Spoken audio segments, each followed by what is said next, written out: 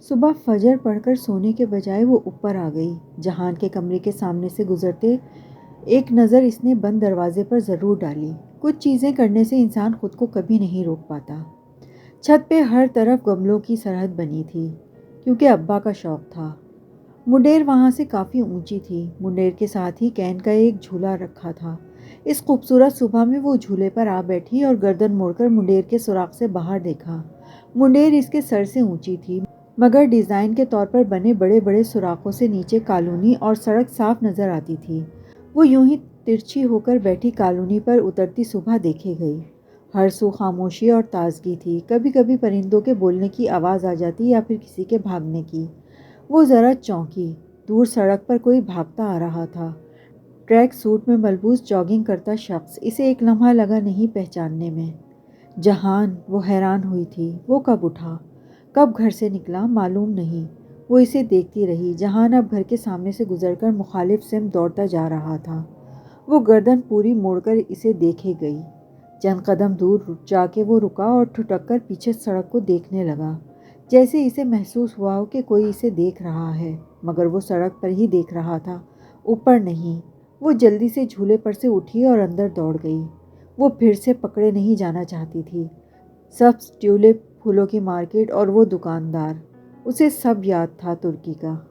جب جہان نے اس کے کمرے کا دروازہ کھٹکھٹایا تو وہ کتابیں کھولے بیٹھی تھی۔ دستک پر چونکی اور پھر اٹھ کر دروازہ کھولا۔ اسے سامنے کھڑے دیکھ کر دل عجیب سی متضاد کیفیات کا شکار ہونے لگا۔ حیا، کیا تم فارغ ہو؟ وہ بہت دوستانہ انداز میں پوچھ رہا تھا۔ ہاں، کیوں؟ اس نے دروازہ ذرا زیادہ کھول دیا تاکہ وہ بستر پر پھیلی اس کی کتابیں دیکھ کر جان لے کہ وہ ہرگز بھی فارغ نہیں ہے۔ اوکے، تم فارغ ہی ہو۔ اس نے سمجھ کر سر ہلایا۔ یعنی تم میرے ساتھ مارکیٹ چل سکتی ہو؟ شیور، اس نے شانے اچکا دیے۔ حالانکہ اس پہ اسے بہت غصہ تھا۔ وہ اس سے مخاطب بھی نہیں ہونا چاہتی تھی۔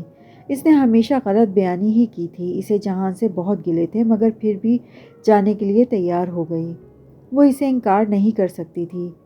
کیا خریدنا ہے تمہیں تاکہ اسی حساب سے مطلوبہ جگہ پہ جائیں؟ کپڑے وغیرہ۔ جلدی میں نکلا تھا، زیادہ سامان نہیں اٹھا سکا۔ ایک تو جب وہ مہذب اور شائستہ ہوتا تھا تو اس سے زیادہ نرم خو کوئی نہیں تھا۔ وہ اندر ہی اندر تلملاتی ہوئی باہر آئی تھی۔ کوئی اور نہیں ملا تھا اسے ساتھ لے جانے کے لیے؟ مجھے ضرور گھسیٹنا تھا اسے اپنے ساتھ۔ شاپ پہ اس کے ساتھ دینے کے لیے وہ بھی ریک پر کپڑوں کے ہینگرز الٹ پلٹ کر دیکھتی رہی۔ جہان ایک کرتے کا ہینگر کندھے سے لگاتے ہوئے سامنے قدافر آئینے میں خود کو دیکھ رہا تھا۔ حیا اس کے قریب ہی کھڑی تھی، سو آئینے میں وہ بھی نظر آ رہی تھی۔ اس کا عکس دیکھتے ہوئے جہان ذرا سا مسکرایا۔ تم نے وہ کارٹون دیکھے ہیں، ننجا ٹرٹلز؟ مسکراہٹ دبائے سنجیدگی سے پوچھنے لگا تو اس نے سادگی سے سر ازبات میں ہلا دیا۔ ہاں تو؟ وہ جواب دیے بنا بے ساختہ عمر ڈاتی مسکراہٹ دباتے ہوئے ہینگر پکڑے پلٹ گیا۔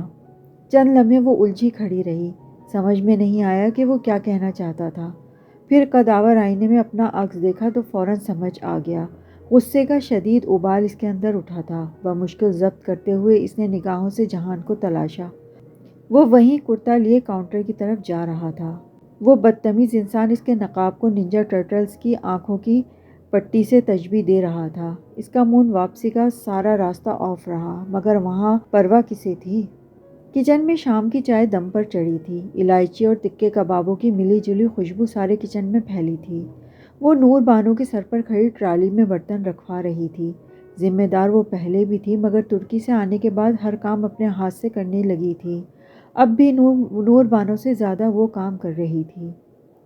باہر لاؤنج میں تایا فرقان اور سائمہ تائی آئے بیٹھے تھے۔ اماں، ابا، پھپھو اور جہان بھی وہیں تھے۔ کام کرتے ہوئے مسلسل اسے احساس ہوتا رہا کہ جہان اسے دیکھ رہا ہے، مگر جب وہ رک کر گردن موڑ کر دیکھتی تو وہ کسی اور جانب دیکھ رہا ہوتا۔ حیا اب جہان کو اچھے سے سمجھنے لگی تھی کہ وہ بہت بے ضرر، خاموش اور دھیما سا انسان تھا۔ یہ اس کا ایٹیٹیوڈ نہیں، فطرت تھی۔ اس کے پاس سے گزرتے ہوئے وہ سلام کر لیتا، حال احوال پوچھتا اور بس۔ ہاں، گھر میں فارغ رہ رہ کر وہ اکتا جاتا تو نور بانو کے ساتھ کچن میں کبھی برتن دھونے لگ جاتا تو کبھی اسے سبزیاں کاٹ کر دیتا۔ نور بانو بیچاری حق تک رہ جاتی۔ اسے پہلی دفعہ معلوم ہوا تھا کہ وہ جاگنگ، واک، ورزش، ان چیزوں کا بہت خیال رکھتا تھا۔ پھر جب گھر میں بہت بور ہو گیا تو ایک دفعہ فاطمہ کے کہنے پہ حیا اسے باہر لے گئی۔ مگر وہ اتنا تنگ کر دینے والا تھا۔ یہاں سے مڑ جاؤ، وہاں لے جاؤ، لیفٹ سے کیوں مڑ رہی ہو، رائٹ سے مڑو۔ کیونکہ میں رائٹ ہینڈڈ ڈرائیو کر رہی ہوں جہان۔ اب اس نے اپنی گاڑی کی چابی جہان کو دے دی تھی۔ جہاں جانا ہے خود چلے جاؤ۔ اس کے پاس انٹرنیشنل لائسنس تھا، سو مسئلہ نہیں تھا۔ اب وہ کبھی کبھی باہر نکل جاتا، گھر کے قریب اس نے جم بھی ڈھونڈ لیا تھا۔ جہان کے ساتھ رہنے میں ایک مسئلہ تھا، وہ اتنی خاموشی سے بنا چاپ پیدا کیے گھر میں داخل ہوتا کہ پتہ ہی نہ چلتا، اور وہ آپ کے پیچھے کھڑا ہوتا تھا۔ اب آتے جاتے چند ایک رسمی باتوں کے علاوہ ان کی بات نہ ہو پاتی۔ آج بھی جہان اسے دیکھ رہا تھا، مگر وہ اسے پکڑ نہ پاتی تھی۔ وہ کچھ کہتا کیوں نہیں ہے، اسے الجھن ہوتی۔ وہ اسے بے اعتبار قرار دے کر چھوڑ آئی تھی۔ وہ گلہ کیوں نہیں کرتا، صفائی نہ دے مگر شکایت تو کرے، لیکن وہاں ازلی خاموشی تھی۔ وہ ٹرالی دھکیلتی لاؤنج میں لائی۔ دوپٹہ شانوں پر پھیلا کر اس نے لمبے بالوں کو سمیٹ کر کندھے پہ آگے کو ڈالا ہوا تھا۔ واقعی دل تو نہیں کرتا، سکندر بھائی کو گئے ہفتہ بھی نہیں ہوا، مگر وہ لوگ سمجھتے ہی نہیں، جلدی مچائی ہوئی ہے۔ سائمہ تائی کہہ رہی تھی شاید ارم کی منگنی کا معاملہ تھا۔ حیا پنجوں کے بل کارپیٹ پر بیٹھی چائے کے کپ برش میں رکھ کر باری باری سب کو پکڑانے لگی۔ بھابھی آپ بالکل فکر نہ کریں، جب ہمیں اعتراض نہیں ہے تو لوگوں کو کیا ہے؟ آپ اللہ توکل کر کے فنکشن کی تیاری کریں۔ پھپھو بہت رسان سے واضح کر رہی تھی کہ انہیں کوئی اعتراض نہیں ہے۔ اصل میں اسجد کے بھائی اور بھابھی باہر سے آئے ہوئے تھے، ان کی موجودگی میں وہ فنکشن کرنا چاہتے تھے۔ تھینکس۔ تایا نے مسکرا کر اس سے کپ پکڑا تو وہ واپس آئی اور آخری کپ جہان کی طرف بڑھایا۔ وہ جو غور سے اب تائی کی بات سن رہا تھا، ذرا سی نگاہ اٹھا کر اسے دیکھا اور کپ پکڑ لیا۔ وہ اسی اتوار کا کہہ رہے تھے، تو بھائی آپ ہاں کر دینا، مجھے خوشی ہوگی۔ اتوار کا فنکشن، حیا نے سوچا، کیا پہنے گی؟ وہ چائے سے فارغ ہو کر کمرے میں آئی اور الماری کھول کر کپڑے الٹ پلٹ کرنے لگی۔ کوئی سلف لیس تھا، کسی کی آستین شیفون کی تھی، کسی کا دوپٹہ باریک تھا۔ اس کا ایک جوڑا بھی آئیڈیل حجابی لباس پہ پورا نہیں اترتا تھا۔ دوسری الماری کو لاک لگا تھا۔ اس نے چابی نکالنے کے لیے پرس میں ہاتھ ڈالا تو انگلیاں مخملی ڈبی سے ٹکرائیں۔ وہ مسکرا اٹھی۔ میجر احمد کا چیلنج، ڈولی کی امانت۔ اس نے ڈبی کھولی، سیاہ USB اندر محفوظ رکھی تھی۔ پزل باکس کھل گیا۔ جواہر کا لاکر بھی کھل گیا، مگر اس لاک کو کیسے کھولے؟ آخری لاک۔ اس کی تو پہیلی بھی نہیں تھی، مگر پہیلی ہونی چاہیے تھی۔ میجر احمد نے پہیلی کے بغیر کبھی کوئی پزل اسے نہیں دیا تھا۔ وہ تالے کے ساتھ اس کی چابی بھی ہمیشہ دیا کرتے تھے۔ اوہ، ڈبی تو میں نے دیکھی ہی نہیں، ایک دم اسے خیال آیا۔ وہ بیڈ پر آ بیٹھی اور فلیش باہر نکالی۔ وہ صاف تھی، کوئی لفظ، نشان وغیرہ نہیں۔ اب اس نے ڈبی اوپر نیچے دیکھی، کچھ بھی نہیں۔ اس نے اندر رکھے مخملی فوم کو انگلیوں سے پکڑ کر باہر نکالا۔ نیچے ڈبی کے پیندے پہ سیاہ مخمل کا ایک اور ٹکڑا رکھا تھا۔ اس نے ٹکڑا نکال کر پلٹ کر دیکھا، وہاں سنہری دھاگے سے 2 الفاظ سلے ہوئے تھے، اسٹوری سویپٹ۔ Story swept? اس نے اچنبھے سے دہرایا۔ یہ فلیش ڈرائیو کی پہیلی تھی، اس کو حل کر کے ہی وہ آخری تالا کھول سکتی تھی۔ مگر اس سطر کا مطلب کیا تھا؟ کہ کہانی کو سویپ کرنے سے کیا مراد ہوا بھلا؟ کیا یہ سطر انگریزی گرامر کے لحاظ سے درست بھی تھی؟ عدل بدل کی کئی کہانی کو سویپ کرنے سے مراد تو یہی ہوتا ہے کہ آپ اپنی کہانی کسی کو پڑھنے دیں اور وہ بدلے میں اپنی کہانی آپ کو پڑھنے دے۔ اس عجیب سی سطر کا یہی مطلب نکلتا تھا، مگر کون سی کہانی؟ شاید پروفیسر گوگل کچھ کر سکے۔ یہی سوچ کر اس نے کمپیوٹر آن کیا اور گوگل پر یہی الفاظ لکھ کر ڈھونڈا، مگر لا حاصل۔ 2 متفرق الفاظ تھے جن کو احمد نے جمع کر دیا تھا۔ یہ کل 12 حروف تھے، سو پاس ورڈ نہیں ہو سکتے تھے، مگر پاس ورڈ انہی میں سے چھپا ہوا تھا۔ رات سونے سے پہلے تک وہ انہی 2 الفاظ کو سوچتی رہی تھی، مگر کسی بھی نتیجے پر پہنچنے سے قبل ہی نیند آ گئی۔ ارم کی منگنی کا فنکشن تایا فرقان کے لان میں منعقد کیا گیا تھا۔ فنکشن خواتین کا تھا، مردوں کا انتظام باہر تھا، مگر تیار ہوتے وقت وہ جانتی تھی کہ یہ فنکشن بھی ویسا ہی ہوگا جتنا داور بھائی کے مہندی کا فنکشن تھا، برائے نام زنانہ حصہ، جہاں ویٹرز، مووی میکر، لڑکے، کزن سب آ جا رہے ہوں گے۔ پتہ نہیں پھر بیچارے باقی مردوں کو علیحدہ کیوں بٹھایا جاتا تھا، یا پھر ایسی شادیوں کو سیکریٹڈ کہنے کی منافقت کیوں کرتے تھے۔ سوسائٹی کے معیارات جن پہ کوئی انگلی نہیں اٹھا سکتا تھا۔ اس نے اپنی 22 سالہ زندگی میں کبھی کوئی مکمل سیکریٹڈ شادی نہیں دیکھی تھی۔ تایا کی سختی تھی کہ منگنی پہ دولہا نہیں آئے گا، انگوٹھی ساس پہنائیں گی، مگر جو خاندان کے لڑکے کام کے بہانے چکر لگا رہے ہوں گے ان پر کوئی پابندی نہیں تھی۔ باہر وہ عبایا لیتی تھی، اصولاً اسے ادھر بھی عبایا لینا چاہیے تھا، مگر منگنی کا فنکشن برائے نام ہی صحیح تھا تو سیکریٹڈ لڑکے وغیرہ تھے، مگر وہ ذرا دور تھے، وہ مکمل طور پر مکسڈ گیدرنگ نہیں تھی۔ عبایا کا مقصد زینت چھپانا اور چہرہ چھپانا ہی تھا، تو وہ یہ کام اپنے لباس سے بھی کر سکتی تھی، سو اس نے عبایا نہیں لیا، مگر لباس کا انتخاب عبایا کے متبادل اور مترادف کے طور پر کیا۔ کچے سیب کے رنگ کا سبز پاؤں کو چھوتا فراک، نیچے ٹراؤزر اور کلائی تک آتی آستین۔ یہ ایک مشہور برانڈ کا جوڑا تھا اور اس کے ساتھ نیٹ کا دوپٹہ تھا، سو اس نے الگ سے بڑا سا دوپٹہ بنوا لیا تھا۔ کچے سیب کے رنگ کا یوں گلے کا کام دوپٹے میں چھپ گیا، چہرے کے گرد بھی دوپٹہ یوں لپیٹا کہ وہ پیشانی سے کافی آگے تھا، کان بھی چھپ گئے۔ سہولت تھی کہ کسی آدمی کو دیکھتے ہی وہ تھوڑی سے انگلی دوپٹہ پکڑ کر اوپر لے جا کر نقاب لے سکتی تھی۔ یوں عبایا کے بغیر بھی زینت چھپ گئی، نقاب بھی ہو گیا اور اچھا لباس بھی پہن لیا۔ بیٹھی بھی ذرا کونے کی میز پر تھی وہ۔ تم نے دوپٹہ سر پر کیوں لے رکھا ہے؟ گلے کا کام ہی نظر نہیں آ رہا؟ چہرے سے تو ہٹاؤ۔ مووی میکر ویڈیو بنا رہا تھا، سو وہ چہرے کو ڈھکے رخ موڑے بیٹھی تھی، اور فاطمہ جو ذرا دیر کو ادھر آئی تھی اپنی حیرت ظاہر کرنے میں ساتھی خواتین کے ساتھ مل گئی تھیں۔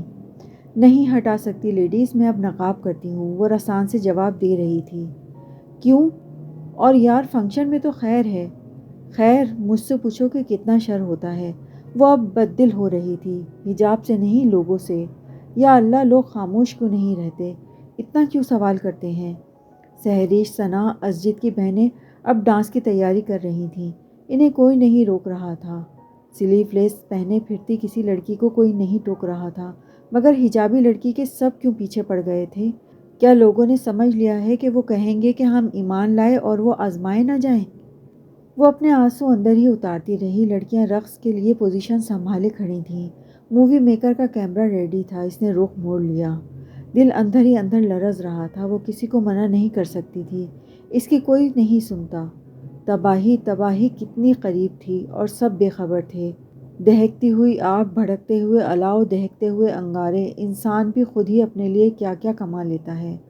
اور یادیں بھی کتنی عجیب ہوتی ہیں، جب بندہ اندھیرے سے نور میں آتا ہے تو ہر شے سمجھ میں آنے لگتی ہے۔ اسے یاد آ رہا تھا شریعہ اینڈ لاء کے دوسرے سیمسٹر میں اصول الدین ڈپارٹمنٹ کے ہی ایک پروفیسر ڈاکٹر عبدالباری نے یوں ہی ایک قصہ سنایا تھا۔ اسے وہ قصہ آج بھی پوری جزیات کے ساتھ یاد آ رہا تھا۔ میری بیٹی کی جب شادی ہونے لگی تو میں نے اسے منع کیا کہ بیٹا مووی اور فوٹو سیشن وغیرہ مت کروانا، مگر وہ مجھ سے بہت خفا ہوئی۔ وہ مجھ سے لڑتی رہی کہ ابا میں نے ہمیشہ پردہ کیا، آپ کی ساری باتیں مانی، اب میری زندگی کی سب سے بڑی خوشی پر مجھے بددل نہ کریں۔ میں خاموش ہو گیا، اصرار نہیں کیا کہ میں زبردستی کا قائل نہیں تھا۔ شادی ہوئی، اس کے سسرال نے فوٹو سیشن کا مکمل انتظام کروا رکھا تھا۔ میں چپ رہا۔ شادی کے چوتھے روز میں اپنے کمرے میں کرسی پر بیٹھا تھا کہ میری بیٹی آئی اور میرے قدموں میں بیٹھ کر چپ چاپ رونے لگی۔ میں نے بہت پوچھا کہ کیا ہوا، اس نے کچھ نہیں بتایا، بس یہی کہا، ابا آپ ٹھیک کہتے تھے۔ میری بیٹی کے آنسو میرے دل پر اس دن سے گر گئے تھے، اور یہی سوچتا ہوں کہ پتہ نہیں ہم اپنی خوشی کے موقع پر یہ اللہ کو ناخوش کیوں کر دیتے ہیں۔ جب ڈاکٹر عبدالباری نے وہ قصہ سنایا تھا تو اس نے چند حجابی لڑکیوں کے آنکھوں میں آنسو گرتے دیکھے تھے، تب کندھے اچکا کر وہ حیران ہو کر سوچتی تھی کہ یہ کیوں رو رہی ہیں۔ اب اسے پتہ چلا تھا کہ وہ کیوں رو رہی تھیں۔ فنکشن ختم ہونے تک اس کا دل اچاٹ ہو چکا تھا۔ رات اپنے کمرے میں ڈریسنگ ٹیبل کے سامنے وہ بالیاں اتارنے کے ارادے سے بے دلی سے ہی کھڑی تھی۔ کچے سیب کے رنگ کا دوپٹہ کندھے پہ تھا اور بال کھول کر آگے کو ڈال رکھے تھے۔ بہاریں بھی اس کی نقل میں گھنگریالے پونی آگے کو ڈال لیتی تھی۔ پتہ نہیں وہ بہنیں فون کیوں نہیں اٹھاتی اور میل کا جواب بھی نہیں دیتی۔ خیر 2 ہفتے تو رہ گئے تھے، جا کر پوچھ لوں گی۔ دروازے پر دستک ہوئی تو وہ چونکی، پھر آگے بڑھ کر دروازہ کھولا۔ وہاں جہان کھڑا تھا، زمرد رنگ کا کرتا اور سفید شلوار پہنے۔ پتہ نہیں کہاں سے کرتا خرید کر لایا تھا، مگر اچھا تھا۔ آستین عادتاً کونیوں تک مڑے، وہ ہاتھ میں 2 مگ لیے کھڑا تھا۔ کافی پیو گی؟ وہ پھر سے وہی دوستانہ سے انداز والا جہان سکندر بن چکا تھا۔ میں سونے سے پہلے کافی نہیں پیتی، کہہ دینے کے بعد اسے لہجے کی سرد مہری کا احساس ہوا تو رکی، پھر زبردستی مسکرائی۔ ہاں لیکن اگر استنبول کے بہترین شیف، میکینک اور کارپینٹر نے بنائی ہے تو ضرور پیوں گی۔ تم ایک لفظ کا اضافہ کرتے کرتے رہ گئیں، کرمنل۔ وہ مسکرایا تو حیا کی مسکراہٹ غائب ہو گئی۔ کیا مجھے اس لفظ کا اضافہ کرنا چاہیے؟ ہم اس بارے میں بات کر سکتے ہیں۔ 2 ہفتے بعد اسے بالآخر اس متعلق بات کرنے کا خیال آ ہی گیا تھا۔ ٹھیک ہے، چھت پر چلتے ہیں۔ اس نے کانوں سے بالیاں نہیں اتاریں جن میں موتی پروئے تھے، جہان کے موتی۔ وہ سچ نہیں بولتا تھا تو اس کے موتی کیسے نکل آئے تھے؟ وہ ان 2 ہفتوں میں یہ سوچتی رہی تھی۔ نامحسوس طور پہ بھی وہ عبد الرحمن پاشا سے متفق تھی کہ وہ سچے موتی ہی تھے، مگر جہان کو تو یاد بھی نہیں ہوگا کہ یہ وہ موتی ہیں۔ چھت پر اندھیرا تھا، دور نیچے کالونی کی بتیاں جل رہی تھیں۔ وہ دونوں مڈیر کے ساتھ لگے جھولے پر آ بیٹھے۔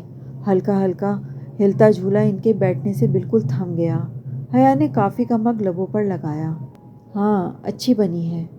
آخر استنبول کے بہترین شیف، مکینک اور کارپینٹر نے بنائی ہے۔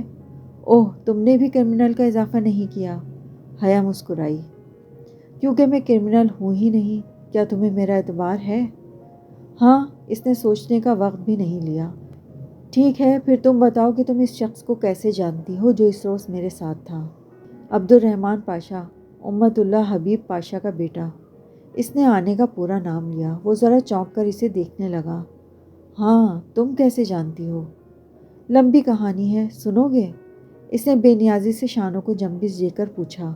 وہ سامنے دیوار پر ہی دیکھ رہی تھی۔ اس نے دوسرے سائے کو اس بات میں سر ہلاتے دیکھا تو وہ کہنا شروع ہوئی۔ اس کے بعد حیا کو نہ تو کچھ سنائی دے رہا تھا اور نہ دکھائی۔ اگر دکھائی دے رہی تھی تو وہ پریشانی، اذیت اور اضطراب جسے وہ پچھلے 5 ماہ سے اپنے دل میں چھپائے ہوئے تھی، جس کا ایک حصہ اس نے ڈی جے کے ساتھ بھی بانٹا تھا اور اب اس نے تو پورا ہی بانٹ دیا۔ سبانچی کی طرف سے میل موصول ہونے کے والی رات جب پہلی دفعہ پھول آئے تھے، اسے لے کر اس روز کے واقعے تک اس نے سب کہہ سنایا۔ وہ بالکل خاموشی سے سنتا رہا۔ اگر بولا تو صرف اس وقت جب اس نے استقلال جدیسی میں پاشا کے چہرے پہ کافی الٹنے کا واقعہ بتایا۔ اچھا، تم نے پاشا بے کے اوپر کافی الٹ دی۔ وہ جیسے بہت محظوظ ہوا تھا۔ ہاں، تم اسے پاشا بے کیوں کہتے ہو؟ اسے سب پاشا بے کہتے ہیں، مسٹر پاشا۔ شوق ہے خود کو مسٹر کہلوانے کا۔ کافی کے مگ خالی ہو کر زمین پر پڑے تھے۔ وہ جیسے سوچتے ہوئے بولا، یعنی کہ اس نے تمہارے بارے میں معلومات حاصل کی مجھے بلیک میل کرنے کے لیے، مگر میں صرف ایک بات نہیں سمجھ سکا۔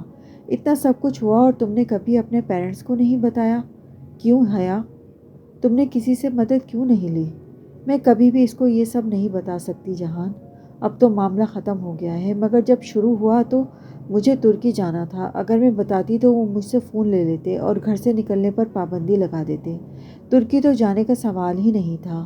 ویسے بھی میں جانتی تھی کہ جو میرے گھر کے اندر پھول رکھ سکتا ہے، میرے فون میں ٹریسر لگوا سکتا ہے، اس کے خلاف ابا بھی کچھ نہیں کر سکتے۔ اور اب تو بتانے کا مطلب تھا کہ تایا فرقان کو بھی بتا دینا، یعنی پورے خاندان میں تماشا۔ ابا تایا ابا کو نہ بتائیں یہ نہیں ہو سکتا تھا، اور اتنی بہادر تو میں تھی ہی کہ خود اپنے مسائل حل کر سکتی تھی۔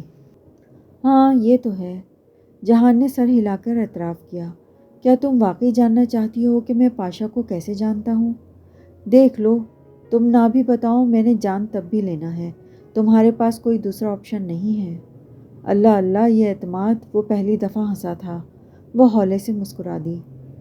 اصل میں نے کچھ عرصہ ہوٹل گرینڈ میں کام کیا ہے، اس لیے میں اس سو کالڈ بھائیوں کو جانتا ہوں۔ یہ سگے بھائی نہیں ہیں، یہ مافیا بھائی ہیں، ایک ہی مافیا فیملی کا حصہ۔ مگر یہ بات ادلار میں اگر کوئی میرے علاوہ جانتا ہے وہ سگے بھائی نہیں ہیں تو وہ امت اللہ حبیب پاشا ہیں۔ خیر، میرا پاشا بے سے کچھ مسئلہ ہو گیا اور میں استقلال اسٹریٹ آ گیا۔ وہ ریسٹورنٹ اس کا ہی ہے اور وہ عورت جس کو میں اپنی لینڈ لیڈی بتاتا ہوں اس کو وہی بھیجتا ہے۔ وہ اس کی ساتھی شیئر ہولڈر ہے۔ وہ مجھے ریسٹورنٹ کی قسطوں کے لیے تنگ کرتی ہے۔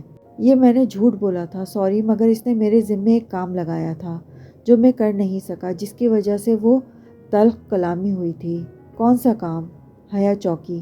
وہ اپنی فیملی کو بیرون ملک شفٹ کروانا چاہتا ہے۔ اس کے لیے اسے اس ملک کی جعلی دستاویزات اور نئی شناختیں چاہیے تھیں۔ میں اپنے ایک دوست سے اس کے لیے وہی بنوا رہا تھا، اینڈ تھینکس ٹو یو میں نے اب وہ بنوا دیے ہیں اور ان کی فیملی ترکی سے جا چکی ہے۔ کیا؟ اسے جھٹکا لگا۔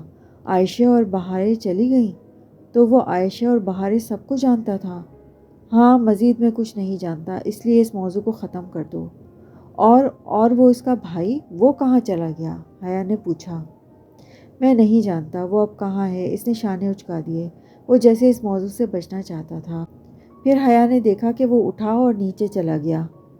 تم کیا کرتے پھرتے ہو جہان؟ مجھے یقین ہے کہ تم کرمنل نہیں ہو، مگر تم ایسے لوگوں سے تعلق بھی نہ رکھا کرو پلیز۔ جو آپ کا حکم۔ وہ مسکراتا ہوا نیچے اتر گیا۔ حیا بس تعصب سے سر ہلا کر رہ گئی۔ اس کی ساری کتھا سن کر بھی وہ اپنی دفعہ بہت کچھ چھپا گیا تھا۔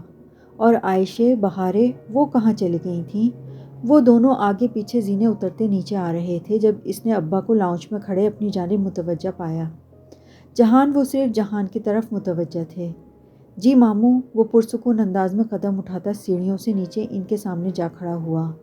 مجھے کچھ پوچھنا ہے تم سے۔ وہ بہت سنجیدہ لگ رہے تھے۔ وہ پہلی سیڑھی پر ریلنگ پہ ہاتھ رکھے کھڑی ان کو دیکھنے لگی۔ میں سن رہا ہوں ماموں۔ تم روہیل سے ان ٹچ ہو، یہ میں جانتا ہوں، مگر کیا کوئی ایسی بات ہے جو تم مجھے بتانا چاہو، جو کہ میں نہیں جانتا؟ جہان نے لمحے بھر کی خاموشی کے بعد نفی میں سر ہلایا۔ نہیں، میں اس معاملے میں نہیں پڑھنا چاہتا۔ یعنی کہ کوئی بات ہے؟ ماموں، میں دوسروں کے معاملے میں کبھی مداخلت نہیں کرتا، اس لیے خاموش رہوں گا۔ البتہ آپ اپنے طور پر کسی سے بھی پتہ کروا سکتے ہیں۔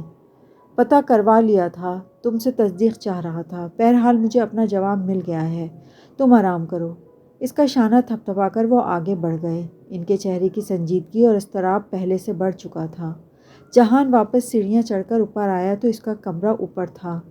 وہ ابھی تک وہیں کھڑی تھی۔ کیا ہوا؟ جواباً جہان نے ذرا سے شانے اچکائے۔ تمہیں پتہ چل جائے گا، اب ذہن پر زور مت دو، سو جاؤ۔ وہ اپنے کمرے کی جانب بڑھ گیا۔ سایہ غائب ہو گیا، روشنی عیاں تھی۔ وہ الجھی ہوئی واپس کمرے میں آئی تھی۔ جہان سکندر کے ساتھ رہنے کا مطلب تھا انسان بہت سے رازوں کے ساتھ رہے اور پھر صبر سے ان کے کھلنے کا انتظار کرے۔ وہ تمام سوچوں کو جھٹک کر عائشہ کو ای میل کرنے لگی۔ جہان نے ٹھیک کہا تھا، اسے پتہ چل جائے گا، مگر حیا کو اندازہ نہیں تھا کہ اسے اتنی جلدی پتہ چل جائے گا۔ اسی رات وہ ابھی کچی نیند میں ہی تھی کہ سبین پھپھو نے پریشانی کے عالم میں جھنجھوڑ کر اسے اٹھایا۔ حیا، جلدی اٹھو۔ وہ ہڑبڑا کر اٹھ بیٹھی۔ سمجھ ہی میں نہیں آ رہا تھا کہ کیا ہو رہا ہے۔ تمہارے ابا کو ہارٹ اٹیک ہوا ہے، چلو اسپتال چلنا ہے۔ وہ پھٹی پھٹی نگاہوں سے پھپھو کو دیکھے گئی۔ زندگی ایک دفعہ پھر استقلال اسٹریٹ میں پہنچ گئی تھی۔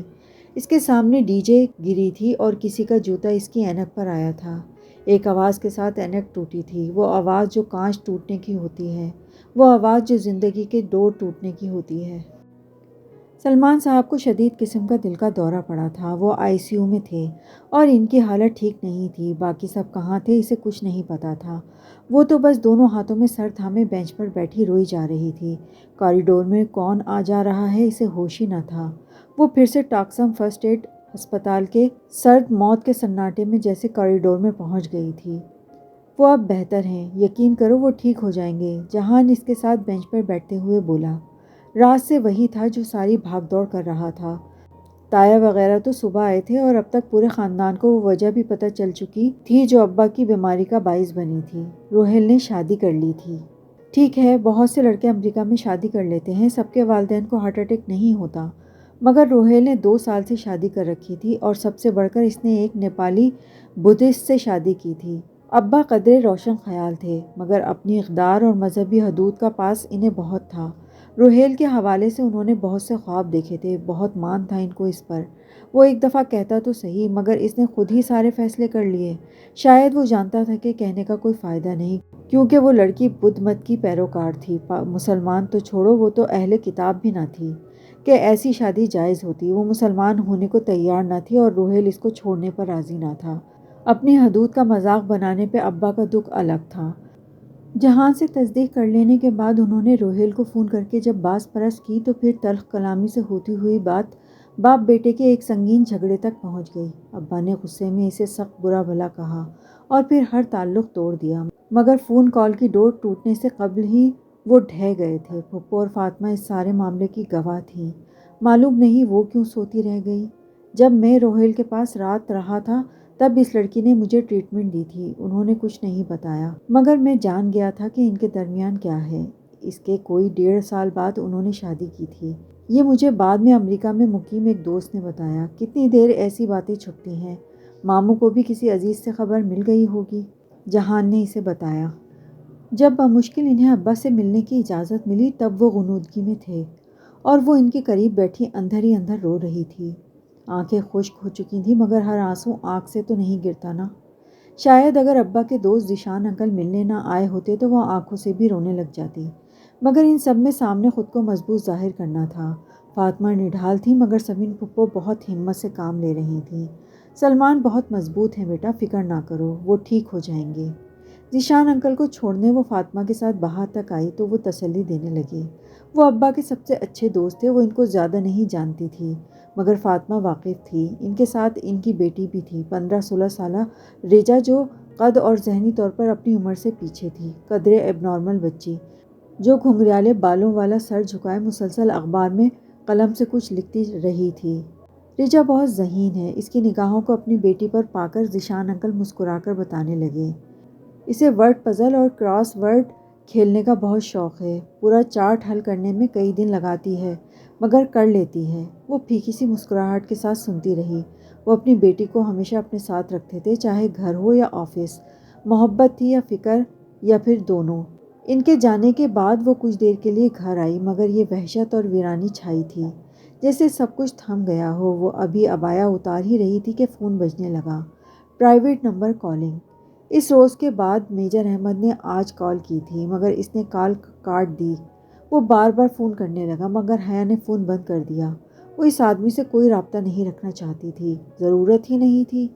ابا ابھی اسپتال میں تھے، آج سبین پھپھو اور فاطمہ ان کے پاس تھیں، سو وہ اور جہان گھر پر تھے۔ وہ شام کا وقت تھا مگر روشنی باقی تھی۔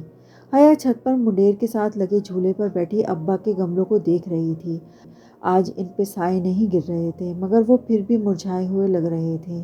ان کا اس گھر میں خیال رکھنے والا جو تھا وہ اب خیال رکھنے کی پوزیشن میں نہیں رہا تھا۔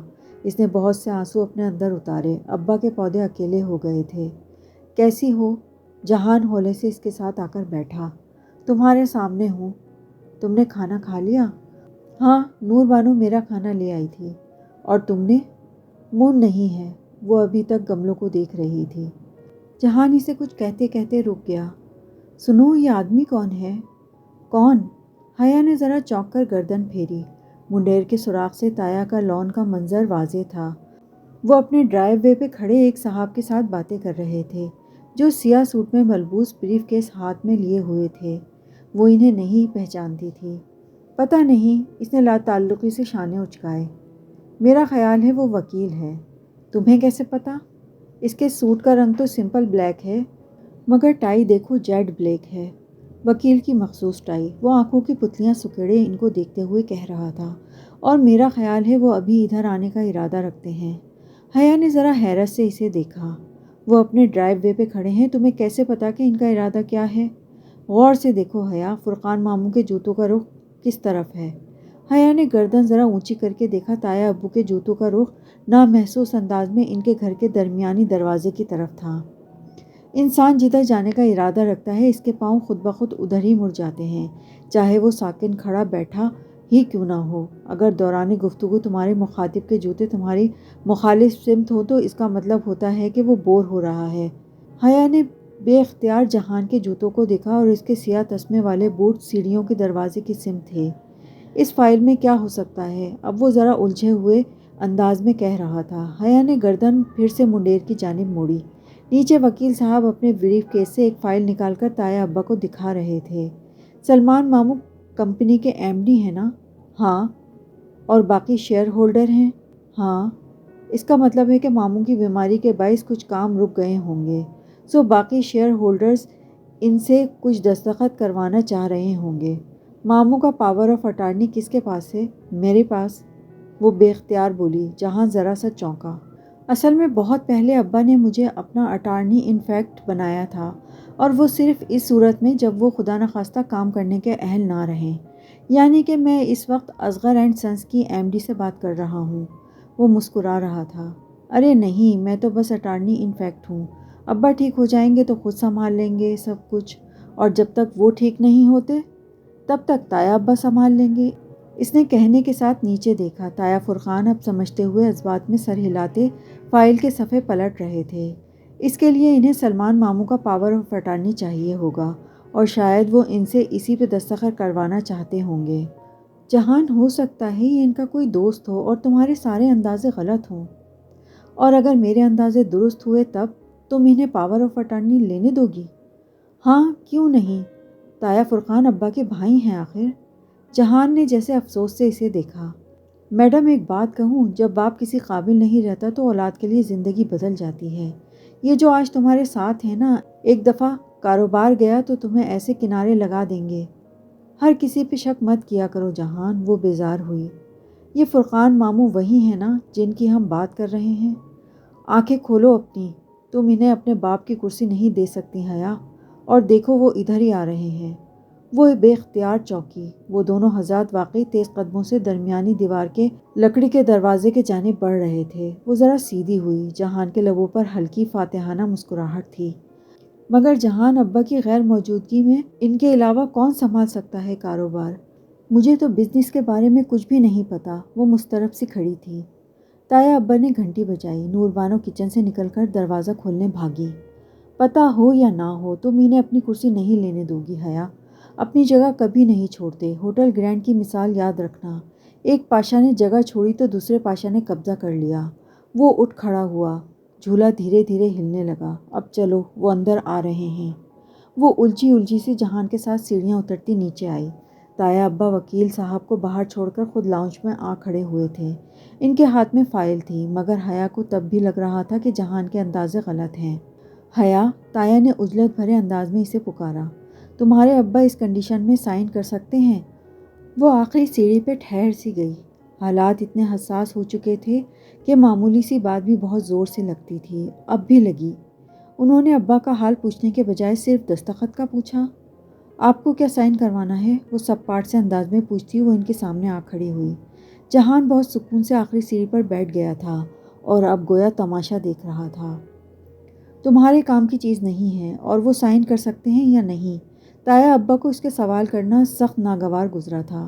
جہان ہلکا سا مسکرایا، مگر حیا تایا ابا کی طرف متوجہ تھی۔ وہ نہیں کر سکتے، ڈاکٹر نے ان سے زیادہ بات چیت کرنے سے منع کیا ہے۔ وہ دانستہ لمحے بھر کو رکی۔ آپ مجھے بتا دیں تایا ابا، شاید میں آپ کی کوئی مدد کر سکوں۔ آخر میں ابا کی اٹارنی ان فیکٹ ہوں۔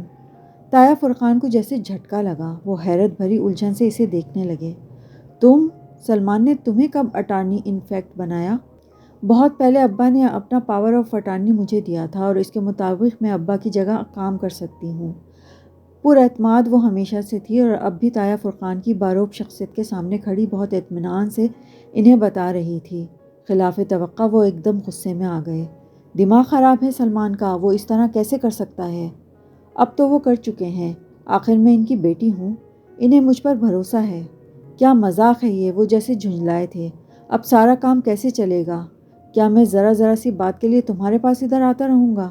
اوہ نہیں تایا ابا، میں آپ سب کو اپنی وجہ سے زحمت نہیں دوں گی۔ کسی کو ادھر نہیں آنا پڑے گا، میں کل سے خود ہی آفس آ جاؤں گی۔ انٹرسٹنگ۔ آخری زینے پہ مطمئن سے بیٹھے تماشائی نے دلچسپی سے انہیں دیکھا، جو آمنے سامنے کھڑے تھے۔ وہ جیسے دونوں کو تقریباً لڑوا کر بہت لطف اندوز ہو رہا تھا۔ تم آفس آؤ گی؟ تمہیں کیا پتہ بزنس کے بارے میں؟ دبے دبے غصے سے انہوں نے ہاتھ سے گویا مکھی اڑائی۔ کیا فرق پڑتا ہے تایا ابا؟ داور بھائی جب پولیٹیکل سائنس میں سمپل ایم اے کر کے آج بورڈ آف ڈائریکٹرز میں شامل ہو سکتے ہیں، تو پھر چند دن کے لیے ابا کی کرسی میں بھی سنبھال سکتی ہوں۔ وہ لب بیچ کر بمشکل ضبط کر کے رہ گئے۔ ہمارے خاندان کی بچی اب آفس آئے گی، لوگ کیا کہیں گے آخر؟ وہ ذرا دھیمے سے بولے۔ جب وہ اپنے تایا چاچا اور تایا زاد بھائی کے ساتھ آفس آئے گی تو لوگ کچھ نہیں کہیں گے۔ وہ پہلی بار ذرا سا مسکرائی۔ عجیب رواج چل نکلے ہیں۔ تایا ابا ماتھے پہ بل لیے پلٹ گئے اور لمبے لمبے ڈگ بھرتے باہر نکل گئے۔ اپنے پیچھے دروازہ انہوں نے زوردار آواز میں بند کیا تھا۔ کیا بات ہے؟ جہان مسکرا کر کہتا سیڑھی سے اٹھا۔ بس تالی نہیں بجائی، ورنہ انداز ویسا ہی تھا۔ تایا ابا نے مجھ سے کبھی ایسے بات نہیں کی۔ وہ ابھی تک ملال سے دروازے کو دیکھ رہی تھی۔ آہستہ آہستہ وہ اس سے بھی زیادہ تحقیر سے بات کرنے لگیں گے، بس دیکھتی جاؤ۔ مگر وہ ٹھیک کہہ رہے تھے، میں کیسے ابا کی سیٹ پر بیٹھ سکتی ہوں؟ مجھے واقعی ان کے کاروبار کا کچھ نہیں پتا۔ اب پہلی دفعہ اسے فکر ستانے لگی۔ تایا ابا کے سامنے جو بڑے بڑے دعوے کیے تھے، ان کو ثابت کرنے کے لیے وہ کیا کرے گی؟ ایک دم سے بہت سا بوجھ اس کے کندھوں پر آ گرا تھا۔ حیا، جب تم نے اس رات مجھے وہ ساری باتیں بتائی تھیں تو میں نے تمہارے بارے میں 2 آرائیں قائم کی تھیں۔ پہلی یہ کہ جو لڑکی کسی کی مدد لیے بغیر اتنا کچھ خود ہی تنہا سہتی ہے وہ بہت مضبوط لڑکی ہوتی ہے۔ شاید چند ماہ قبل تم اتنی مضبوط نہ ہو مگر اب ہو گئی ہو، وہ نرمی سے کہتا اس کے سامنے آ کھڑا ہوا۔ وہ ابھی تک دروازے کو دیکھ رہی تھی۔ اور دوسری بات یہ کہ تم نے اس سائیکو آفیسر کا پزل حل کر لیا جس سے مجھے لگا کہ تم ایک سمجھدار اور ذہین لڑکی ہو جو معمولی سی باتوں سے بھی اپنے مسائل کے حل ڈھونڈ لیتی ہے۔ یقین کرو بزنس سنبھالنے کے لیے کسی ڈگری سے زیادہ کامن سینس، مضبوط اعصاب اور ذہانت کی ضرورت ہوتی ہے، اور سب تمہارے پاس ہے، پھر فکر کیسی؟ اس نے دروازے سے نگاہیں ہٹا کر جہان کو دیکھا۔ کیا تم میری مدد کرو گے؟ بہت پر امید انداز میں اس نے پوچھا تھا۔ بالکل بھی نہیں، جو کرنا ہے اکیلے کرو اور خود کرو، کیونکہ تم کر سکتی ہو۔ ایک لا تعلق سا تبصرہ کر کے وہ دروازے کی طرف بڑھ گیا۔ اس نے تلملا کر اسے جاتے دیکھا۔ آخر اس نے مدد مانگی ہی کیوں اس آدمی سے؟ سوچا بھی کیسے کہ وہ اس کی مدد کرے گا؟ وہ تو جہان تھا، وہ تو ہمیشہ اسے تنہا چھوڑ کر چلے جانے کا عادی تھا۔ اب وہ کیا کرے گی؟ سر ہاتھوں میں تھامے وہ صوفے پر گر سی گئی۔ اس کی انا کا سوال تھا، تایا کے سامنے اتنے دعوے کر کے وہ پیچھے نہیں ہٹ سکتی تھی۔ پیچھے ہٹنے کا راستہ اب بند تھا۔ اسے کل سے واقعی آفس جانا پڑے گا، وہ جانتی تھی۔ چند دنوں کی ہی تو بات ہے، اس نے خود کو تسلی دی۔ حیا رات میں ابا سے ملنے گئی۔ جب فاطمہ قریب نہیں تھی تو ان کا ہاتھ پکڑ کر نرمی سے انہیں اپنے فیصلے کا بتایا۔ ساری بات سن کر وہ نحیف سے انداز میں ہلکا سا مسکرائے۔ باقر صاحب سے مل لینا، وہ تمہیں کام سمجھا دیں گے۔ بہت دھیمی آواز میں وہ بس اتنا ہی کہہ پائے تھے۔ اور ذیشان میرا دوست ہے، کوئی مدد چاہیے ہو تو اسے کہہ دینا۔ پھر انہوں نے آنکھیں موند لیں۔ بیماری واحد شے نہیں ہوتی جو انسان کو تھکا دیتی ہے، دکھ زیادہ زور آور ہوتے ہیں۔ وہ بھی ٹوٹ چکے تھے۔ اسے روحیل پہ یہ پہلے سے بھی زیادہ غصہ آیا۔ فاطمہ سے سامنا ہوا تو بس سرسری سا بتایا، کل میں ابا کے آفس جاؤں گی۔ انہوں نے حیرت سے اسے دیکھا۔ کیوں؟ ابا نے کہا تھا۔ اچھا، آپ یہ کاروباری باتیں ان سے مت کیجیے گا، ڈاکٹر نے منع کیا ہے۔ وہ نگاہ بچا کر نکل آئی۔ وہ فاطمہ کو جانتی تھی، اسے معلوم تھا کہ اس کے فیصلے پر بہت خوش نہیں ہوں گی، اور خوش تو شاید وہ خود بھی نہیں تھی۔ وہ خود بھی ایسا نہیں چاہتی تھی۔ یہ تو جہان تھا جس نے اسے پھنسایا تھا اور پھر خود پیچھے ہٹ گیا تھا۔ سلمان صاحب کا آفس نہایت خوبصورت انداز میں آراستہ کیا گیا تھا۔ گرے اور گہرے نیلے کی تھیم کے ساتھ سفید چمکتے ماربل ٹائلز، قیمتی پردے، شاہانہ سا فرنیچر، اور اس اونچی سیاہ گھومنے والی کرسی کی تو شان ہی الگ تھی جس پر وہ اس وقت بیٹھی تھی، اپنے سلک کے سیاہ عبائے میں ملبوس، دونوں کوہنیاں کرسی کے ہتھے پر جمائے، انگلیوں سے دوسرے ہاتھ میں موجود پلاٹینم گھماتے ہوئے ٹیگ لگا کر بیٹھی۔ وہ سنجیدگی سے سر ہلاتی باقر صاحب کی بریفنگ سن رہی تھی۔ نفاست سے لیے گئے نقاب میں سے چھلکتی آنکھیں متوجہ انداز میں سکڑی ہوئی تھیں۔ وہ ادھیڑ عمر اور شریف النفس انسان لگتے تھے اور اب پوری جان فشانی سے اسے ابا کی کنسٹرکشن کمپنی کے بارے میں آگاہی دے رہے تھے۔ Board of directors, share holders, company کے زیر تعمیر پروجیکٹس، ٹینڈرز، وہ سب کے بارے میں اسے بتا رہے تھے، مگر بعض اصلاحات بہت مشکل تھیں۔ اسے سب سمجھ نہیں آ رہا تھا۔ رہ رہ کر اسے کاروباری معاملات میں اپنی کم علمی کا افسوس ہو رہا تھا۔ وہ خود کو سمجھا رہی تھی کہ یہ افسوس بھی کم علمی کا ہے، نہ کہ تایا کو یوں چیلنج کرنے کا، لیکن شاید آخر بات پر اسے زیادہ افسوس تھا۔ کمپنی میں 40% شیئرز آپ کے والد کے ہیں میم، 20% فرقان صاحب کے ہیں، 20% زاہد صاحب کے اور 10% سیٹھی صاحب کے ہیں۔ اور آخری 10%؟ پہلی دفعہ اس نے زبان کھولی اور ساتھ ہی آفس کا دروازہ کھلا۔ حیا نے چونک کر دیکھا اور پھر ناگواری کی ایک لہر نے اسے سر سے پاؤں تک گھیر لیا۔ اگر اسے تھوڑا سا بھی خیال آتا کہ آخری 10% شیئرز ہولڈر ولید لغاری ہو سکتا ہے تو وہ کبھی آفس نہ آتی۔ اوہ، آپ آفس آئی ہیں؟ وہ آپ پہ زور دیتا طنزیہ مسکراہٹ کے ساتھ بہت اعتماد سے چلتا اندر آیا۔ باقر صاحب کے چہرے پہ ناگواری ابھری مگر وہ خاموش رہے۔ تو سلمان انکل کی سیٹ آپ سنبھالیں گی؟ اس کے سامنے کرسی کھینچ کر وہ ٹانگ پہ ٹانگ رکھ کر بیٹھ گیا۔ کیا بزنس ایڈمنسٹریشن میں ڈگری آپ نے ترکی سے لی ہے؟ مگر ابا کو تو آپ نے بتایا تھا کہ آپ LLB کر رہی ہیں۔ تمسخرانہ انداز میں کہتا وہ واضح طور پر اس رات کا حوالہ دے رہا تھا۔ یہ طے تھا کہ پہلی دفعہ نقاب میں دیکھ کر اسے اگر وہ فوراً پہچان گیا تھا تو وجہ یہی تھی کہ اس نے باہر اسٹاف سے اس کی آمد کے بارے میں سنا تھا۔ تبھی وہ اتنے اعتماد سے بے دھڑک اس آفس میں داخل ہوا تھا جس سے وہ غالباً ہمیشہ ہوتا تھا۔ تو میڈم ایم ڈی، کیا ارادے ہیں آپ کے؟ وہ جو خاموشی سے لب بیچے اس کی بات سن رہی تھی، اس نے دائیں آئیبرو اٹھائی۔ سیاہ نقاب سے چھلکتی آنکھوں کی سختی واضح تھی۔ میں نے آپ کو پہچانا نہیں، آپ کی تعریف؟ باقر صاحب، یہ صاحب کون ہیں؟ میم، یہ لغاری صاحب۔ پہچان تو خیر آپ گئی ہیں، مجھے نہیں لگتا آپ کبھی بھول پائیں گی۔ ولید لغاری کہتے ہیں مجھے۔ ولید صاحب، میری ایک بات کا جواب دیں۔ متوازن لہجے میں بات کاٹتے وہ آگے کو ہوئی۔ وہ جو انتزاعیہ انداز میں بولے جا رہا تھا رک گیا۔ ولید صاحب، کیا میں نے آپ کو اپنے آفس میں بلایا تھا؟ ولید نے ہنس کر سر جھٹکا۔ میڈم حیا، بلکہ مسز حیا۔ اب جب آپ کو ادھر کام… ولید صاحب، کیا میں نے آپ کو بلایا تھا؟ وہ پہلے سے بلند اور ترشت آواز میں بولی۔ ولید کی بھویں سکڑیں۔ سلمان انکل کے آفس میں آنے کے لیے مجھے اجازت۔ ولید صاحب، کیا میں نے آپ کو بلایا تھا؟ وہ بے حد اونچی آواز میں کہتی کرسی سے اٹھ کھڑی ہوئی۔ باقر صاحب بھی احتراماً ساتھ ہی اٹھے۔ تابع داری کا ثبوت، وفاداری کا احساس ولید کی پیشانی کے بل گہرے ہو گئے۔ وہ تیزی سے اٹھا۔ سلمان انکل میرے ساتھ یہ سلوک کبھی برداشت نہ کرتے۔ میں آپ کے ساتھ اس سے بھی بدتر سلوک کر سکتی ہوں۔ باقر صاحب، ان صاحب کو باہر جانا ہے، پلیز دروازہ کھول دیں۔ باقر صاحب نے ذرا تذبذب سے اسے دیکھا، پھر پلٹنے ہی لگے تھے کہ ولید نے ہاتھ اٹھا کر انہیں روکا۔ میں دیکھتا ہوں آپ کتنے دن آفس میں رہتی ہیں۔ ایک خشمگین نگاہ باقر صاحب پر ڈالتا وہ تیزی سے پلٹا۔ حیا نے کرسی پر واپس بیٹھتے انٹر کام کا ریسیور اٹھایا۔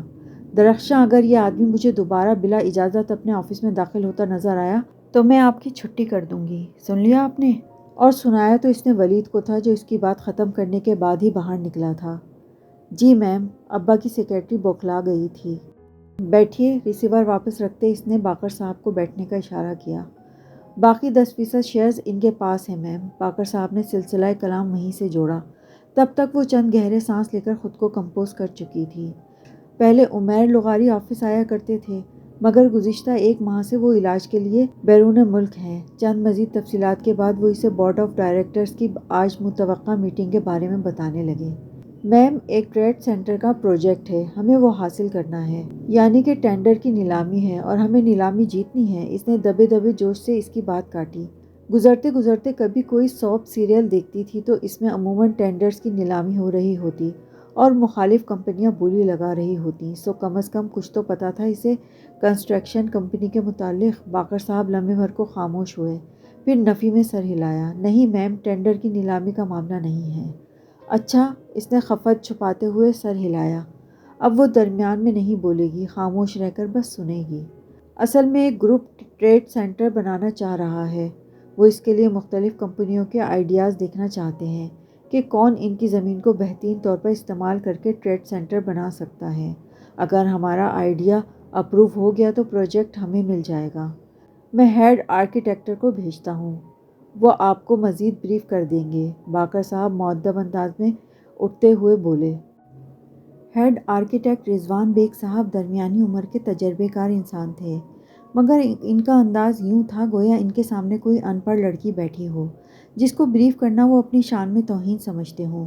جان بوجھ کر مشکل اصطلاحات استعمال کرتے ہوئے بہت لاپرواہی سے اس کو اپنا کام دکھا رہے تھے۔ یہ ٹریڈ سینٹر ہے، یہ پارکنگ لاٹ، یہاں ہم یوں کریں گے، یہاں یوں۔ حیا اسی انداز میں کمر سیٹ سے ٹکائے ہتھیلیاں ملائے بیٹھی بہت تحمل سے ان کی باتیں سن رہی تھی۔ اب آپ کو اتنا تو پتہ نہیں ہوگا میم، بہرحال یہ اتنا شاندار پروجیکٹ پلان ہے کہ عمارت دیکھتے ہی گاہک فوراً کار ادھر پارک کرے گا اور شاپنگ شروع کر دے گا۔ خیر، میں تو اس موت کے کنویں میں کبھی کار پارک نہ کروں۔ حیا نے دل ہی دل میں سوچا، اور پھر حیا سر جھٹک کر ان کی طرف متوجہ ہو گئی۔ ڈیزائن کی اسے واقعی کچھ سمجھ نہیں تھی، لیکن اگر وہ اتنے قابل آرکیٹیکٹ اس کی اتنی تعریف کر رہے تھے تو یقیناً وہ بہت اچھا ہوگا۔ وہ قائل ہو گئی۔ بورڈ آف ڈائریکٹرز کی میٹنگ اس کی توقع سے زیادہ بری رہی۔ جب وہ کانفرنس روم میں داخل ہوئی تو کانفرنس ٹیبل کے دونوں اطراف کرسیوں کی قطاروں پر سوٹڈ بوٹڈ افراد منتظر بیٹھے تھے۔ سربراہی کرسی خالی تھی۔ حیا فائل سنبھالے تیز تیز قدموں سے چلتی کرسی کی طرف آئی۔ اس کے لیے کوئی بھی کھڑا نہیں ہوا۔ اس نے میز پر پرس رکھا اور کرسی سنبھالتے ہوئے فائل کھولی، پھر گردن اٹھا کر دیکھا تو سب مرد حضرات اسی کی طرف دیکھ رہے تھے۔ تایا فرقان، چچا زاہد، داور بھائی، ولید اور چند غیر شناسہ چہرے۔ لمحے بھر کو اس کا اعتماد ڈاماڈول ہوا۔ جو لڑکی اتنا کچھ تنہا سہ سکتی ہے وہ بہت مضبوط ہوتی ہے۔ اس نے فوراً سے خود کو سنبھال لیا۔ تمہید کے بعد وہ اپنے ازلی اعتماد اور دو ٹوک انداز میں کہنے لگی، سلمان اصغر کی اٹارنی ان فیکٹ ہونے کے ناطے میں ان کی صحت یابی تک ان کی سیٹ سنبھالوں گی۔ مجھے امید ہے کہ کسی کو اعتراض نہیں ہوگا۔ اعتراض تو خیر ہے، مگر کیا جا سکتا ہے؟ تایا فرقان نے ناگواری چھپانے کی کوشش کیے بغیر ہاتھ جھلا کر کہا۔ اس نے گردن موڑ کر بہت سنجیدگی سے انہیں دیکھا۔ جی سر، میں جانتی ہوں کہ بہت سے لوگوں کو اعتراض ہوگا، مگر چونکہ آپ میرے ساتھ ہیں اس لیے مجھے ان کی پرواہ نہیں ہے۔ اب کام کی بات پر آتے ہیں۔ اس نے ان کو کچھ اس طرح سے گھیرا کہ وہ نہ ہاں کر سکے اور نہ ہی نہ۔ وہ میٹنگ کے مقاصد کی طرف آ گئی۔ اس کی غلط فہمی تھی کہ ولید دوبارہ اس کے راستے میں نہیں آئے گا۔ ولید سمیت تقریباً سبھی، حتیٰ کہ داور بھائی بھی تمام عرصے میں اس سے بات بے بات سوال کرتے رہے، جان بوجھ کر کنفیوز کرنے والے سوال، اور اس کی توجیہ پر انتزاعیہ انداز میں سر جھٹک دیا جاتا۔ غصہ اسے آیا، مگر اسے عائشہ گل کی اچھی لڑکی کی طرح تحمل سے کام لینا تھا۔ لیکن آخر میں اس کا صبر جواب دے گیا جب داور بھائی نے بہت چپتے ہوئے انداز میں کہا، میڈم آپ کا تو LLB بھی مکمل نہیں ہوا، تو آپ کنسٹرکشن فرم کی پیچیدگیاں کیسے سمجھ پائیں گی؟ جب آپ 4 سال میں 2 دفعہ انگلش لینگویج میں سپلی لے کر BA کر سکتے ہیں اور سمپل MA کر آج ادھر بیٹھ کر مجھ سے سوال جواب کر سکتے ہیں، تو پھر مجھے یقین ہے کہ میں بھی جلد ہی کمپنی کی ساری پیچیدگیاں سمجھ پاؤں گی۔ بہت سکون سے کہتی وہ اٹھ کھڑی ہوئی۔ کانفرنس روم میں سناٹا چھا گیا۔ داور بھائی کا چہرہ سرخ پڑ گیا۔ وہاں پرواہ کسے تھی؟ حیا السلام علیکم کہہ کر اپنی چیزیں اٹھا کر اسی اعتماد اور وقار کے ساتھ دروازے کی سمت بڑھ گئی جس کے ساتھ وہ اندر آئی تھی۔ سلمان اصغر کی مغرور بیٹی۔ پیچھے سے اس نے کسی کو کہتے سنا تھا، مگر وہ باہر نکل آئی۔ پرسوں پریزنٹیشن تھی، اور اگر وہ اچھی پریزنٹیشن دے کر پروجیکٹ اپروو کروا لے تو وہ ان مردوں پہ ثابت کر دے گی کہ سلمان اصغر کا انتخاب درست تھا۔ بیڈ پر لیپ ٹاپ کے سامنے بیٹھی کی پیڈ پر انگلیاں تیز تیز چلاتی وہ پورے انہماک کے ساتھ اپنے کام کی طرف متوجہ تھی۔ پریزنٹیشن کے لیے وہ مکمل تیاری کے ساتھ جانا چاہتی تھی تاکہ کوئی اس پر انگلی نہ اٹھا سکے۔ مسلسل کام کے باعث اس کے ہاتھوں میں درد ہو رہا تھا۔ سر کے پچھلے حصے میں بھی ہلکی سی ٹیسیں اٹھ رہی تھیں۔ اس کا ارادہ کام ختم کر کے دوا لے کر سو جانے کا تھا۔ حیا، فاطمہ اسے پکارتے ہوئے کمرے تک آئیں۔ صبح ابا کو گھر شفٹ کر دیا گیا تھا، جس کے باعث اب وہ بالآخر سب ایک چھت تلے تھے۔ کیا کر رہی ہو؟ اس کے گرد کاغذوں، فائلز اور لیپ ٹاپ کو دیکھ کر فاطمہ نے افسوس سے سر ہلایا۔ کیا ضرورت تھی یہ سب کرنے کی؟ سائمہ بھابھی بھی خفا ہو رہی تھی کہ جب تایا کی موجودگی میں تم خود کرو گی تو سب کہیں گے کہ ان پر بے اعتمادی ظاہر کی جا رہی ہے۔ مجھے یہی بہتر لگا تھا اماں۔ ابا نے مجھے اپنا اٹارنی انفیکٹ بنایا تو کچھ سوچ کر ہی بنایا ہوگا۔ وہ اسکرین سے نظر ہٹائے بنا بولی۔ اچھا، کل ارسل کا ولیمہ ہے، کیا پہنو گی تم؟ اوف، یہ شادیاں! جب سے ابا بیمار ہوئے تھے ان چیزوں کا دل ہی نہیں کرتا تھا۔ ارسل ان کا سیکنڈ کزن تھا، پھر بھی وہ اور فاطمہ مہندی اور شادی پر نہیں گئی تھیں۔ اب ولیمے پر جانا ضروری تھا۔ کچھ بھی پہن لوں گی، مکسڈ گیدرنگ ہوگی۔ اس کی انگلیوں سے درد اب کلائیوں تک سرایت کر رہا تھا۔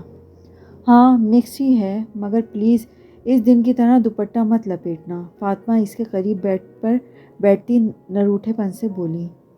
پر اماں مکس گیدرنگ جو ہے، نقاب تو کرنا پڑے گا۔ وہ ابھی تک اسکرین کی جانب متوجہ تھی۔ اسے پتہ نہیں چلا کہ اس نے کس شے کو دعوت دے ڈالی ہے۔ نقاب کس کے لیے؟ کیا ہو گیا ہے تمہیں؟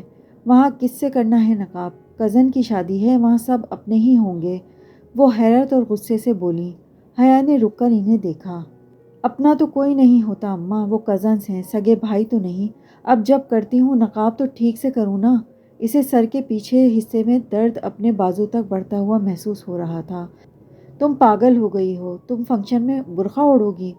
برقع نہیں اوڑھ رہی، بڑے دوپٹے سے ہی کام چلا لوں گی۔ مکس گیدرنگ جو ہے، اس نے حتمی لہجے کو نرم اور دھیما رکھنے کی کوشش کی، مگر مکس گیدرنگ میں بھی عورتوں اور مردوں کی ٹیبلز الگ الگ ہوتی ہیں۔ حیا، مرد بہت دور بیٹھے ہوتے ہیں۔ دور کہاں اماں، سامنے ہی تو ہوتے ہیں، بیچ میں کون سا کوئی اسکرین لگائی ہوتی ہے۔ تم بحث کیوں کر رہی ہو حیا؟ درد اب حیا کے سر سے پیشانی تک پہ پھیل چکا تھا۔ نہیں اماں، بحث تو نہیں کر رہی، صرف وضاحت کر رہی ہوں اپنے نقاب کی۔ اچھا، پہلے تو تم نقاب نہیں لیتی تھیں، پہلے تو تم بہت ماڈرن تھیں۔ وہ چپ ہو گئی۔ زمانہ جاہلیت کا تانا کیسے چابک کی طرح لگتا ہے، کاش یہ تانا دینے والوں کو معلوم ہو سکے۔ جی میں پہلے نہیں لیتی تھی، مگر اب کرتی ہوں، تو مجھے پراپر طریقے سے کرنے دیجیے نا۔ تم شادی پر نقاب لوگی، لوگ کیا کہیں گے؟ وہ جھنجھلائیں۔ نہیں لوں گی تو اللہ تعالیٰ کیا کہیں گے اماں؟ کچھ نہیں ہوتا حیا، ایسے بھی تو کتنے گناہ کر لیتے ہیں۔ اماں پلیز، حیا زچ ہو گئی۔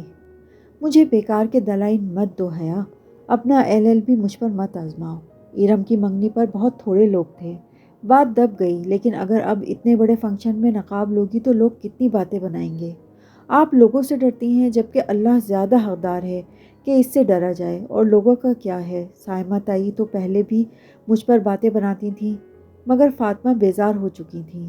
حیا شادیوں پر کون حجاب لیتا ہے؟ میں لیتی ہوں اماں، اور میں لے کر دکھاؤں گی۔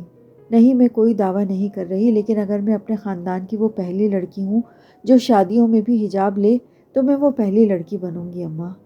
سر کی تکلیف اب اس کے شانوں تک پہنچ چکی تھی، اور وہ بہت تکلیف میں تھی۔